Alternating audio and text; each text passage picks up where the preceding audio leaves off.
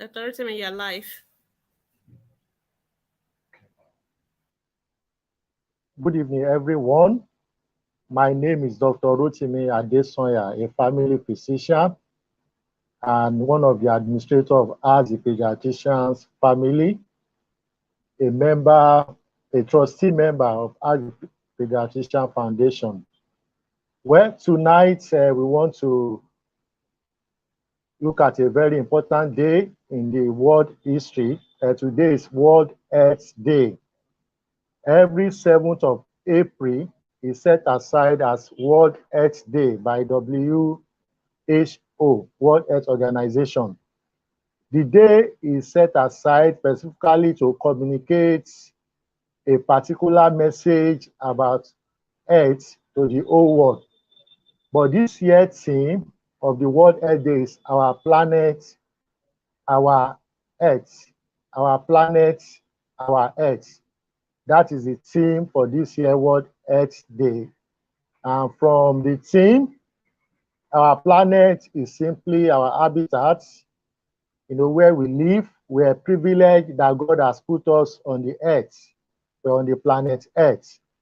And our earth is a state of well-being, physical, social, spiritual, mental well-being, and not just the absence of disease, as defined by the World Health Organization.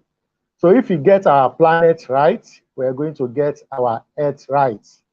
A healthier planet translates to a healthier person. So the focus this year, our planet and our earth, is mainly to bring to the attention of the world about the climatic crisis that the world is witnessing now. We are witnessing a lot of climatic crisis as a result of human activities, that go on daily basis. When we talk about climatic crisis, we start from, the burning that take place on daily basis. Let's start from like the burning of the fossil fuels, like burning of crude oil. I'm sure for some of us that have traveled through the eastern and the southern part of Nigeria, we'll have witnessed the gas flaring that goes on daily for 24 hours every day. We'll have witnessed the types of pollution, that goes into the air on daily basis. This is a source of climatic crisis. Also, other climatic crises include, what we call the greenhouse gases, that are also released after burning certain substances. We have things like flood, flood, harmattan, like things like wildfire, even though that is not common in this part of the world. Places like Australia have experienced a wildfire in the past, fires that will take about an entire community and put them in danger. Things like harmattan, heavy rain, flooding. These are the things that the World Health Organization is bringing to the attention of the world today, being the 7th day of April, year 2022. The WHO is simply telling us that if we get everything right on our planet, our Earth will also go well. I want to say Happy World Earth Day to all our followers on the As the Pediatricians group and also on the As the Pediatrician Families group. I want to say Happy World Earth Day to all of us, and I want to encourage us as we go through this, just to encourage ourselves and to challenge ourselves on the healthier ways we can manage our surrounding, our earth, our planet. There are some of the things that we see on daily basis, but let's just remind ourselves of these things and how dangerous they could be. Let's start from burning. Outdoor burning, the use of firewood, that has reduced these days, thank God, to civilization. And many of us that are in the city, we hardly see them, cooking with the firewood. They still cook with firewood in the villages and some suburban area. When they cook with firewood, the environment is polluted with all the smokes that will come out from it. As a result, our young children, our newborns, our young children, infants, they are prone to what we call pneumonia. Pneumonia is chest infection. In short, exposure to firewood is one of the commonest cause of pneumonia in children in the villages. So those are one of the things that, but in the city, we have, due to failure in the system, there is hardly any household that doesn't have the generator that we use at home. In some places, you may have close to 10-20 generators in a building, and everyone emitting smoke. These smokes are actually dangerous. The smokes eventually ends in our lungs, and predispose the lungs to so many problems, which include the lung cancer, and some chronic obstructive disease of the lung, due to all these smokes. These are things that are polluting, part of the things that are polluting the environment. Then the other things, that also contribute to pollution of the environment, include the vehicles, the automobiles. That's why most time you encourage people to share vehicle. Many people to enter a single vehicle instead of each person taking their vehicles out, because each of the vehicles, each of the car will definitely emit substances that will pollute the air. And as a result, these substances that are polluting the air, is affecting the ozone layer, which is protective to the earth. So the air is actually polluted. According to WHO, figures that have been released, that 9 out of every 10 people on the face of the earth, inhale polluted air. 9 out of every 10. What an alarming figure. Inhale polluted air. That's WHO figure. And when we inhale polluted air, what that does is that it affects our lungs. It goes as far as affecting our hearts. It goes because smoking is implicated in things like blood pressure. And we have what you call passive smoker. For example, you find yourself outdoor, and right there is a vehicle that is emitting carbon, or there is a generator that is emitting smoke, and you are unable to exhale it. The person is said to be a passive smoker. This thing will accumulate over time and affect the lungs, affect the lungs and affect the heart, meaning that smoke is I would like to say that smoke is a risk factor for lung cancer. So meaning that many of the population is predisposed to lung cancer, as a result of all these smokes that come from our generators, that are the ones that come from the vehicles that we use and the rest. So the air is actually polluted and it's really affecting our environment. Our young children are not spared at all. Pneumonia, which is chest infection, is what about close to 5 out of 10 children may suffer pneumonia in a year, mostly as a result of this air that is polluted. So this is what WHO is, the message that WHO is taking to us this year, that our planet, our earth, that if we have a healthier environment, we have a healthier planet. Let's go to other things. Our waste. How do we dispose our waste? When after using our waste, after they have been put in the refuse dump, the waste also generates gases, gases that are injurious to us, to human beings.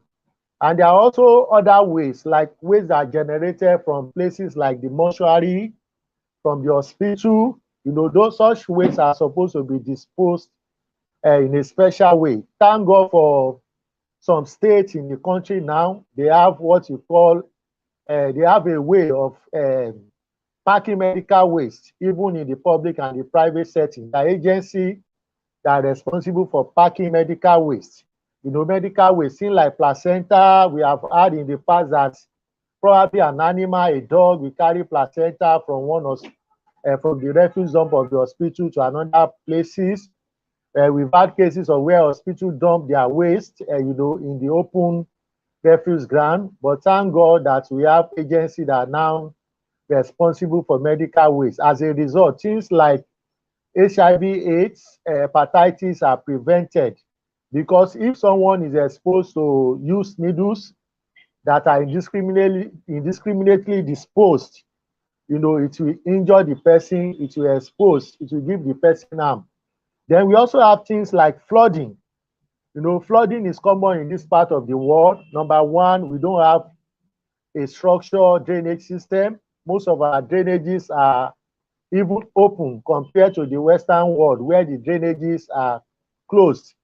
And also, because of this modern age that we are, that we want everything to be fast, you know, our drinks now are in plastics that are non-biodegradable. You know, we get our drinks in plastics, we get our food in plastics, you know, we get some of our materials in plastics and some nylons. All these substances are non-biodegradable, and they find their way, you know, into the aquatic life, into the rivers, into the streams, and they contain a lot of chemicals. These chemicals are eventually, you know, taken up by the aquatic animal, you know, the fishes and the rest. They end up taking these chemicals that are non-biodegradable, and as a result, the person that will eat it, you know, we invariably be eating some of these chemicals. Apart from that, because we indiscriminately dispose all these plastics, they block our drainages, and as a result, it leads us to flood. And anytime there is flood, there are waterborne diseases that affect mainly our children. It affects everybody, but our children are the major culprits, because for our children, you know, when there are floods, waterborne disease like dysentery, you know, will come in, diarrhea, illnesses will come in, amoebasis, you know, all these things. The flooding will support all these things, all these organisms, you know, to grow, because people will not have a way of disposing their waste. People will not have a way of doing certain things hygienically. Also, when we are also talking about our planet, our Earth, we go to water, the water system. You know, we are still yet not there in Africa, because many parts of the country, many parts of Africa and Nigeria especially, still don't have potable water. You know, they don't have water that are safe. They don't have water that are treated. People still take water, you know, from the streams. You know, people still take water from the open. You know, all these ones, you know, contributes to the health of our children, because when the water are contaminated, you know, they get to have diseases like typhoid fever, you know, amoebasis, you know, and the rest. You know, they tend to have diarrhea illnesses often and often. Then also, in this part of the world, we also see engage in open defecation. Thank God for people that are in the cities, but in the suburbs and in the rural area, a lot of family still do open defecation. They defecate and they throw it at their backyards. You know, this one normally favor the growth of many worms. Yeah, from it, you get worm infestation. From it, the children will get dysentery.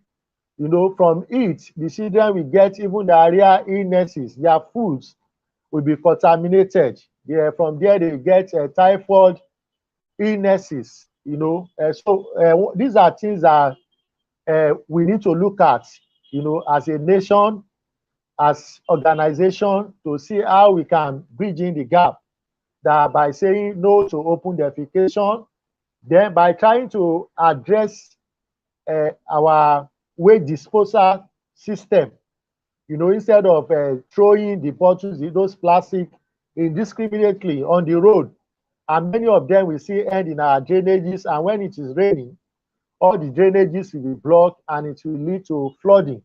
So these are things that the WHO is trying to pass across, that there is more to our planet, our Earth. WHO is trying to tell us that we should take good care of our planet, just the same way we are encouraged to take good care of our Earth. And from what I've said so far, taking care of our planet include good sanitation. Good sanitation. Thank God, in some parts of the country, there are certain days that like market women were made, were mandated, to do to clear their environment, to engage in environmental sanitation. This one will help. Then our water, the water that are taken from open sources, the water needed to be boiled, so that it will be safe for drinking. Since many people, especially the one in the village, they may not have, the luxury in quotes, of pipe-borne water. So our water needs to be treated. So those are ways that we need to control all this thing. Then for air pollution, instead of using firewood, we use the modern ways of cooking. People now use, gas, even those that are cooking on a large scale, in order to reduce this environmental pollution. Then for smoking, there is even a law in the country that forbids smoking in public places. Smoke, it is said that a stick of cigarette contains,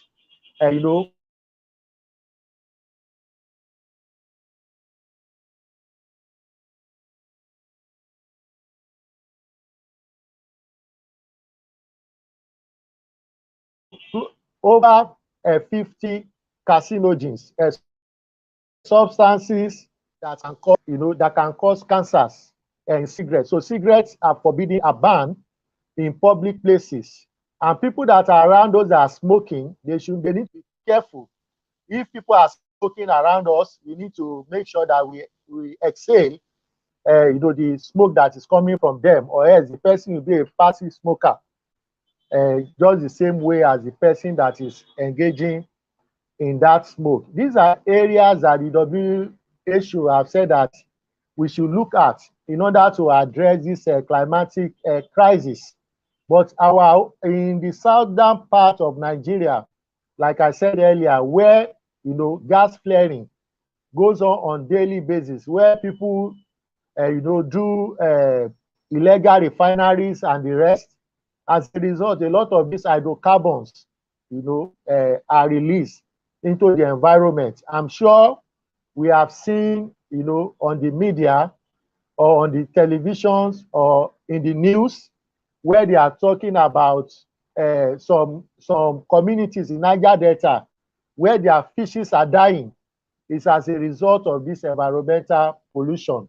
So if we get the earth right, if we get our environment right, we get the earth also right. So these are just one or two things that we need to do in order to have good earth, a good planet that God has given to us, deserves to have healthy people living in it. Yes, also cancers, most of the majority of the risk factors for cancers. You can't talk about cancers without talking about things like smoking, chemicals that are released from the environment. You can't talk about cancer without talking about them. So it's as a result of the climatic crisis that are going on that the rate of cancer has now increased. When people are burning certain things like tires, that have a lot of chemicals, which we call carcinogens inside, exposing many more people to have cancers. These are things that we You know, all of us, all the stakeholders, we ourselves, the health workers, our leaders, the policy makers, that everybody should look at in order to, you know, get the best from our environment.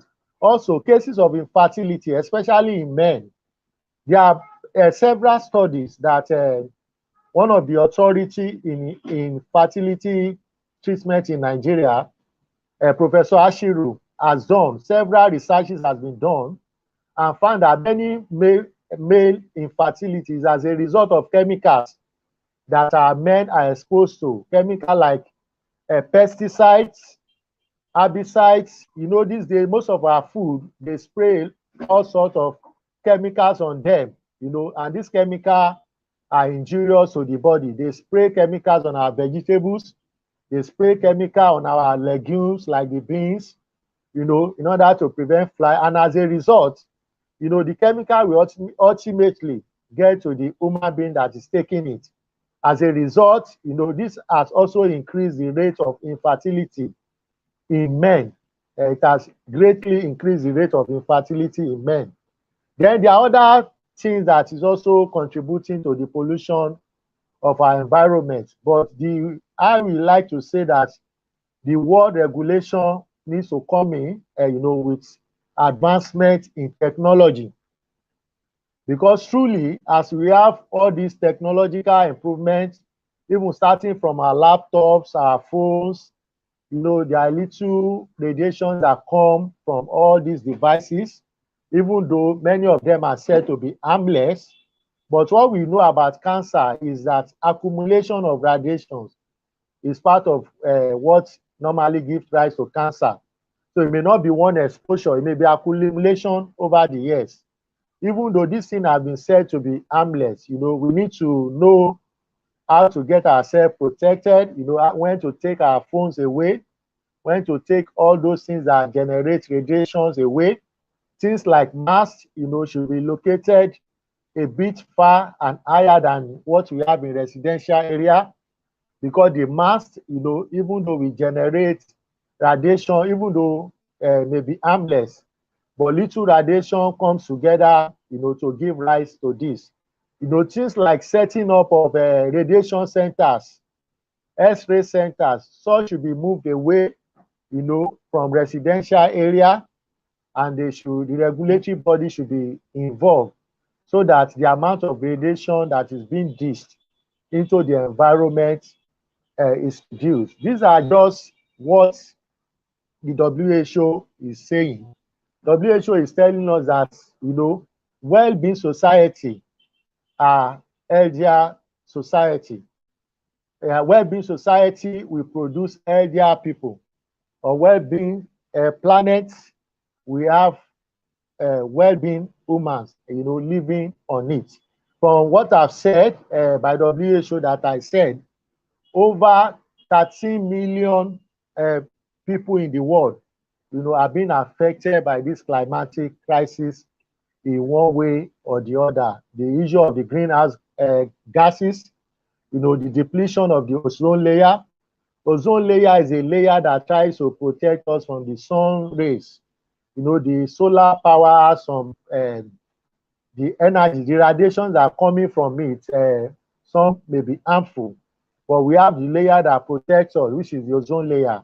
That is being depleted now because of the various human activities. Also, things like erosion is also coming in place because of what we call deforestation. A lot of our trees that are in the forest, people are already cutting them to use them as firewood. So there is nothing to really hold the soils together. You know, the soil are left, you know, to be prone to erosions. You know, and all these things, they are indirectly affect our existence as human beings. Then the use of antibiotics in animals. Yes, studies have shown, or present day medicine, or what we see present day veterinary practice. People now use antibiotics for our animals. The chickens that are reared, they give them antibiotics. The animals that are reared, the livestock that are reared, they give them antibiotics. And this thing ultimately will end up in the intestine of we human beings. As a result, is making us to develop resistance, is making us to develop resistance to antibiotics. That's why now most of the antibiotics don't work, because we have been exposed to a series of these antibiotics that have been used in treating our animals, which will eventually get to us. Even things like steroids. Steroids are also used in treating animals, a certain form of animals, whether it may not be that's may not be under regulation, but other people that do livestock and the rest, they also use steroids, and this steroid will end up in the intestine of human beings. As a result, we are also being affected by this steroid. So it's like what people say, that what goes round comes round. So those things that are given out, most of them will end up in us. So that's what the WHO is trying to let us know this year. That's what the message the WHO is passing across, that if we have a healthier planet, we have a healthier society. And from WHO figure that I have here, more than 30 million deaths around the world each year are due to avoidable environmental causes. You can see the figure, very alarming, that more than 30 million deaths around the world each year are due to avoidable environmental causes. That means these things are avoidable. So what can you do to prevent these avoidable deaths? What can we do to our planet? This is a question that we should all go home with tonight. In what way can we protect our planet? In what way can we prevent the planet from suffering? Because it translates to our health, also being damaged as a result of what the planet suffers. So this is the message this year about the World Earth Day. I want to say happy World Earth Day to all of us again, and let's imbibe good health practices. Let's imbibe healthy behaviors, that will help us to have longevity, so that we can live long. So these are just what I have for tonight, while I await our questions. Thank you. Happy World Earth Day to you, Doctor. Happy World Earth Day to all of us on ATP. All our ATP friends, the ATP family members, ATP pediatricians group, all our professionals. I want to say happy World Earth Day to all of us once again. Thank you.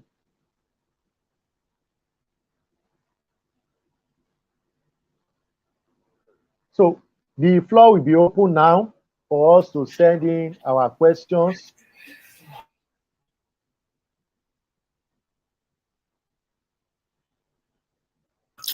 We don't have any questions for now. Okay. Okay, we can actually ask questions that are outside the World Earth Day.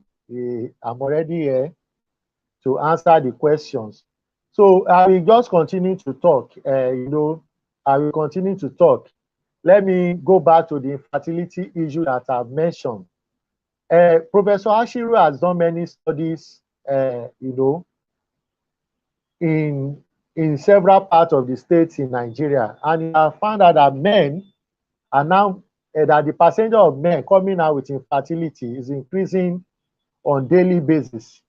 And this thing he has attributed to a lot of things that our men take, starting from the chemicals, the marijuana, all the substances that are in what they are taking, and some herbal preparations, that have been prepared by things like that have been prepared, especially by alcohol, because the alcohol will help to extract all the chemicals components there, and this is very harmful and it's affecting a lot of our men. So this word that is going out for our men is to try and avoid all these chemical agents as much as possible. It's affecting us. You know, the cumulative result we are getting is show that it's affecting us. Also, for our farmers, I want to encourage our farmers to try and look for safe way of preserving the farm produce. You know, because this day we even hear that they spray carbides on our fruits in order to make them ripe. You know, carbides is a carcinogen. It is one of the substances that is implicated in cancers. So if carbides are being sprayed on our fruits, you know, that means we are introducing carcinogens, things that will cause cancer into the planet. So our women that sell these products, I will encourage them to desist from it and look for natural ways of making their fruits and their crops to be ripe. You know, part of it is, which we learned, is that by covering those things up and they will get ripe, you know, at the appropriate time. Also, preservation of cereals, legumes, and the rest. You know, we know these days people now use chemicals, DDT, the common sniper, the common household sniper are also used, you know, to preserve our cereals. You know, all these things, they have harmful effects on us. It affects us. It affects our health. You know, it predisposes us to many health conditions. Then we also have heard of carcinogen, people that are burning tires. You know, the story even go as far as saying that they use the tire to preserve the common household cow skin that we eat in this part of the world that they call pomo. You know, that they use the tire, they burn the tire to as part of the cooking process for it. You know, this also introduce carcinogen into the environment, and people that eat such, you know, will also be exposed. So our women that are in that area should also look at that. And people that are doing livestock, either on a small scale or large scale, you know, the use of antibiotics in these animals should be regulated, because they finally get to us. They finally get to we human beings. And as a result, it's making those drugs to be resistant to the organism that infect human beings. So such should also be desisted from. Then the use of generators, you know, everybody wants to have their convenience. You know, how we encourage if people can come together and use a community generator. That is actually one of our clients that told me that his own generator, he shares it with the neighbor because he doesn't want the pollution to increase in the environment. He owns the generator, but it's being shared by the neighbor, whether they contribute for the fuel or not. But he is the owner of the generator. But in order to reduce the pollution, he has shared it with his neighbor. Or we can look for other source of energy, other source of getting energy, like the solar power, you know, which will give us energy directly from the sun. So this will also reduce all this atmospheric pollution that we have from all this generation and other machines that we use. Also, maybe one thing that we've not learned from people in the Western world is that they make use of buses and trains a lot because it carries them as group. But in this part of the world, each one of us drives our own cars. You know, each person has a car to drive, and as a result, is duplicating the pollution. Imagine like 50 people that are supposed to be in one bus driving 50 cars. So that means they are releasing what one vehicle could have released 50 times of it. You know, as a result, it also increased the rate of cancer that we are getting. Then also going back to flood, yes, for flooding, most of the flooding that we experience in this part of the world, they are normally they are things that are avoidable. But because of the way we live in this part of the world, You see some people indiscriminately when it is raining, they bring all their refuse out. Then the plastic bottles that are used for the soft drinks, that are used for the water, they are thrown into the drainages. All this will block the drainages, and as a result, there will be flooding. And this flooding, will bring about many diseases, because it will bring about many diseases like diarrhea, illnesses that I mentioned earlier. Also, these plastics, they belong to group of chemicals that we say group of substances that we call non-biodegradable. They don't break down. So many of them will get to enter our streams. Many of them will get to enter the oceans. Many of them will get to enter the rivers, through the drainage system. And as a result, these are what our fishes, these are what the aquatic animals will be feeding on. And human beings will still feed on these aquatic animals. Then one other part is the one from the industries.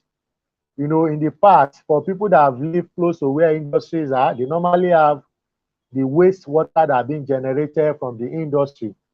Some of these water that are being generated are supposed to be, specially disposed, but many of them are disposed into the open gutters, and they will find themselves even to the rivers or the streams. They find themselves even to the oceans. These are dangerous because some of these wastes may contain heavy metals like mercury, which the aquatic animal will eventually feed on.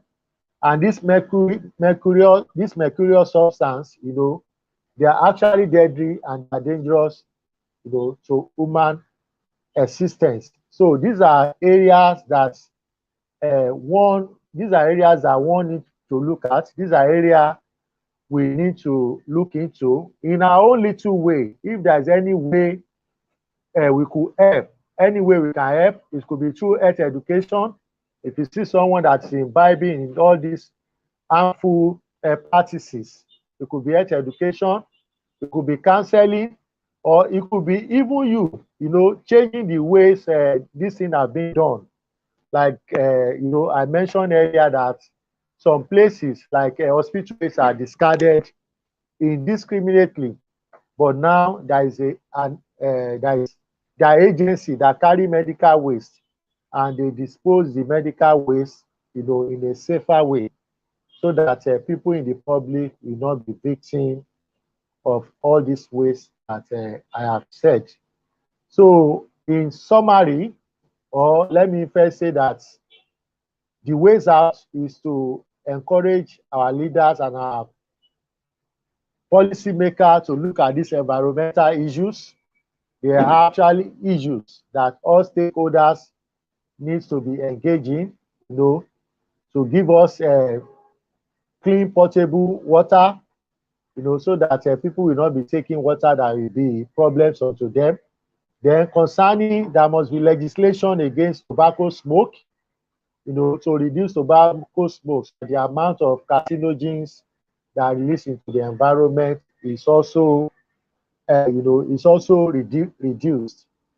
Things like hospital waste, placenta, mortuary waste, and all those things, are to be discarded carefully, probably using an incinerator. So these are things that we need to do in order to have good health. So that's the message WHO is telling us today, that in order to reduce this climatic crisis that is already happening, we need to take good care of our planet, and our own planet is the planet Earth. We have to take good care of it. Ultimately, this will also translate to us having, having good health. So I have come to the end of the World Earth Day. I want to thank all of us for being part of the broadcast tonight. And I say happy World Earth Day to all of us once again. In year 2023, the WHO, World Health Organization, will be giving us another theme. We look forward to the next World Earth Day theme. But once again, World Earth Day is normally celebrated every April 7th. April 7th of every year is World Earth Day, and the purpose is because the WHO wants to bring to the attention of the world certain health crises, certain health issues that the world needed to know about. So, but this year, they are focused on our planet, our Earth, and mainly to tell us that the climatic crisis that is already ongoing may affect, that is already affecting the health of millions of people all over the world. According to that study, 13 million people die annually from all these climatic crises. So I want to thank you all once again for being part of the broadcast. So if you have any question, comments, the floor is open. The floor is open. So this will also be posted to our Facebook group and all our platform at the Ask the Pediatrician. So I want to thank all of us for joining again. Thank you.